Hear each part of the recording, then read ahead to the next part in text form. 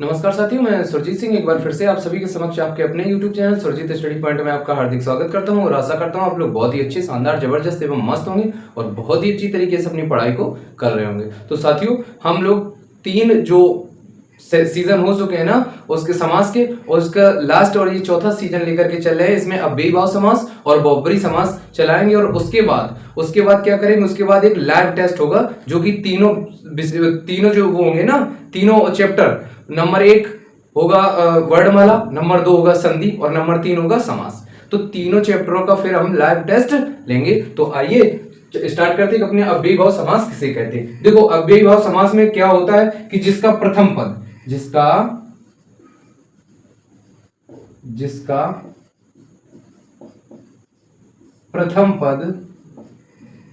प्रधान हो,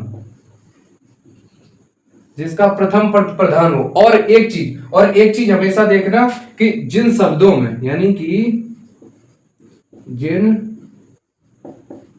शब्दों में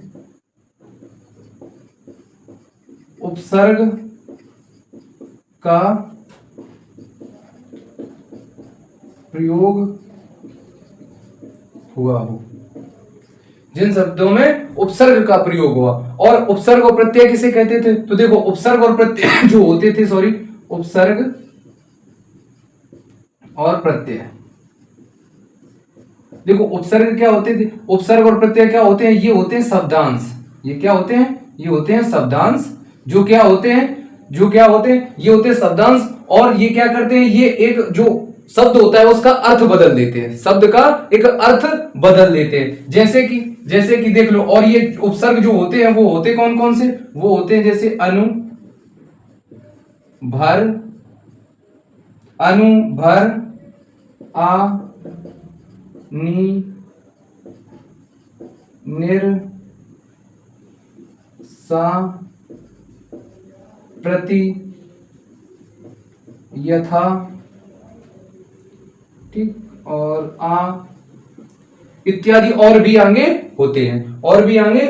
अब देखते हैं कि अव्ययी भाव समास इसमें कैसे जानेंगे, किसमें अव्ययी भाव समास।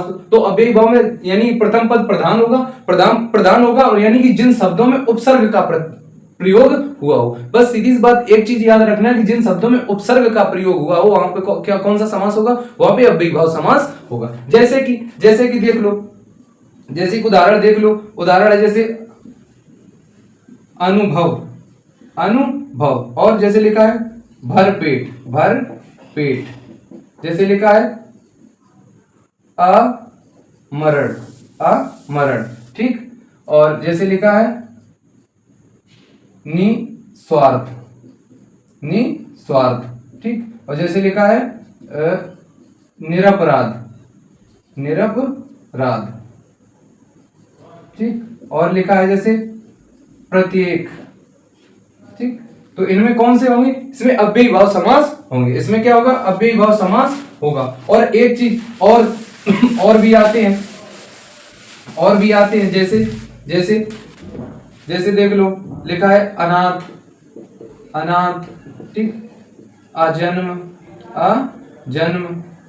ठीक, अजन्म या अजन्मा कर लो, अजन्मा, ठीक, अजन्मा, और सनाथ इत्यादि और भी शब्द होते हैं, अब देखते हैं कि अव्ययी भाव जो होता है, एक अव्ययी भाव होता है कि पुनरावृत्ति, यानी कि पुनरावृत्ति, जिसमें क्या होती है? पुनरावृत्ति होती है। वो भी किसके बीच आते हैं? वो भी अव्ययी भाव समास के ही टाइप होते हैं। जैसे पुनरावृत्ति में क्या होता है? जैसे दिया हो, जैसे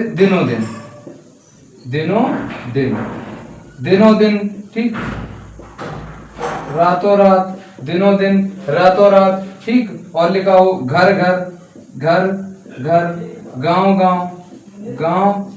गांव, ठीक, गांव, और लिखा हो जैसे कानो कान, जैसे लिखा हो कान, ठीक।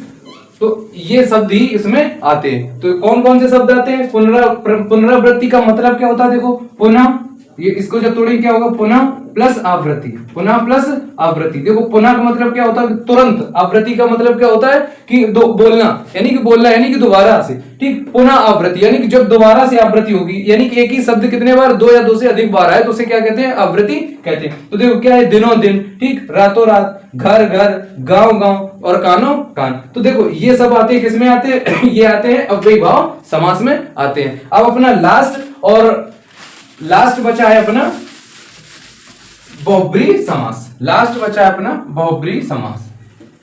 बहुब्रीहि समास। तो बहुब्रीहि समास क्या होता है? बहुब्रीहि समास होता है कि इसमें कोई पद प्रधान नहीं होता, कोई पद प्रधान नहीं होता है, इसमें कोई पद प्रधान नहीं होता है, जबकि अन्य पद मिलता है। यानी कि जब इसमें समास की प्रक्रिया करते हैं तो एक अन्य पद मिलता है, यानी कि इसमें कोई अन्य पद ही प्रधान होता है, इसमें कोई अन्य पद ही प्रधान होता है। जैसे कि देख लो, लिखा है त्रिनेत्र, त्रिनेत्र, और लिखा है जैसे त्रिलोचन, त्रिलोचन। तो देखो त्रिनेत्र का क्या होगा कि तीन नेत्र हैं जिसके, अर्थात भगवान शिव, अर्थात भगवान कौन हो जाएंगे? भगवान शिव हो जाएंगे। और त्रिलोचन भी क्या है? लोचन मतलब क्या होता है? नेत्र। लोचन का मतलब भी क्या होता है? नेत्र। तो तीन नेत्र हैं जिसके, अर्थात शिव, ये भी आ जाएगा। अब जैसे आ जाए चंद्रशेखर, चंद्रशेखर यानी कि शिखर पर चांद, यानी कि शिखर पर चंद्रमा है जिसके, अर्थात शिव। ठीक, यानी कि एक चीज और हमेशा याद रखना, इसमें भगवान के नाम बहुत, देवी देवताओं के नाम बहुत आते हैं। अब जैसे आ जाए जैसे दशानन, देखो दशानन, ठीक, यानी कि एक चीज देखना कि जिसमें, यानी कि जो शब्द किसी ना किसी का पर्यायवाची होगा ना, पर्यायवाची होगा ज्यादातर, वो किसमें आएंगे? ज्यादातर किसमें आएंगे? वो आएंगे बहुब्रीहि समास में। वो किसमें आएंगे? बहुब्रीहि समास में। और वो ज्यादातर कौन से होंगे? या तो देवी देवताओं के नाम होंगे या कुछ और भी थोड़े बहुत इधर उधर होंगे। ठीक है, तो हमेशा ज्यादातर कौन आते हैं? ज्यादातर देवी या देवताओं के नाम इसमें आते हैं।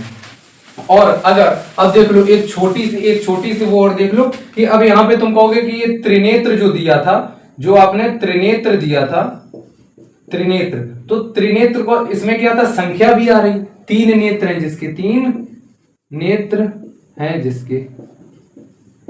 अब आप लोग ये कहोगे भैया आपने तो बताया था द्विगु समास में कि 1 2 3 ये जो गिनती वाले शब्द आते हैं वो किस में आते हैं? द्विगु में आते हैं, द्विगु में आते हैं। तो एक चीज हमेशा याद रखना कि अगर जहां पे बहुब्रीहि समास ना दिया हो, बहुब्रीहि समास ना दिया हो, इसमें जहां बहुब्रीहि समास ना दिया हो, अगर इसमें द्विगु होता, कर्मधारय होता और अव्ययी भाव समास होता, तत्पुरुष समास होता, तो हम क्या लगाते इसमें? तो आंसर हम लगाते इसमें कौन? तीन है नेत्र जिसके, यानी कि संख्यावाची मिल गया ना पहला पद संख्यावाची किसमें होता था? द्विगु समास में होता था, इसलिए कौन सा समास हो जाता? वो द्विगु समास हो जाता। अब यहाँ पे क्या है? अगर यहाँ पे और अगर यहाँ पे मिल जाए, यहाँ पे अगर दिख जाए द्विगु समास और बहुब्रीहि समास, तो देखो बहुब्रीहि समास को इसलिए वरीयता देंगे यहाँ पे, बहुब्रीहि समास को इसलिए वरीयता देंगे यहाँ पे क्योंकि त्रिनेत्र जो निकल रहा है ना, तीन नेत्र हैं जिसके, अर्थात शिव, यानी कि एक तीसरा पद इसमें निकल रहा है ना, इसलिए कौन सा समास हो जाएगा इसमें? इसलिए इसमें बहुब्रीहि समास हो जाएगा। बिल्कुल बेझिझक रहिए और बेझिझक एकदम आंसर इसमें लगा सकते हैं। और देखो अब इसके कुछ शब्द और दे देते हैं, जैसे लिखा है गजानन, गजानन में देखो क्या है? गज जैसा आनन, यानी कि आनन मतलब क्या होता है? मुख, और गज का मतलब क्या होता है? हाथी, हाथी जैसा मुख किसका है? अर्थात गणेश का। ठीक, गणेश का। तो ये कौन सा है? ये बहुब्रीहि समास हो जाएगा। और देख लो जैसे लिखा है माधव, तो माधव किसका है? पर्यायवाची। माँ, देखो माधव को उस दिन भी बताया था, क्या होता है? माँ का दव, ये किस में जाएगा? ये जाएगा तत्पुरुष में, ये तत्पुरुष समास में जाएगा। और माँ का दव यानी कि अर्थात कौन से निकल रहे थे? अर्थात कृष्ण निकल रहे थे। और अगर वो ना मिले ना, अगर वो कर्मधारय में जा रहा था ना, और अगर वो ना मिले ना, क्योंकि इसमें विशेषण विशेष हो रहा था ना, और अगर इसमें ना मिले तो यहाँ पे कौन सा समास होगा? तो इसमें बहुब्रीहि समास होगा। एक चीज हमेशा देखना कि जिस पद में तीसरा पद मिल जाए ना, जिस पद में तीसरा पद मिल जाए, वो वहां पे कौन सा समास होगा? वहां पे बहुब्री समास होगा, यानी कि वो किसी ना किसी का पर्यायवाची अगर है ना, अगर वो निकल आता तो वहां पे कौन सा समास होगा, वहां पे हमेशा बहुब्री समास होगा। अगर ऑप्शन में मिल जाए तो वहां पे बहुब्री समास ही लगाना।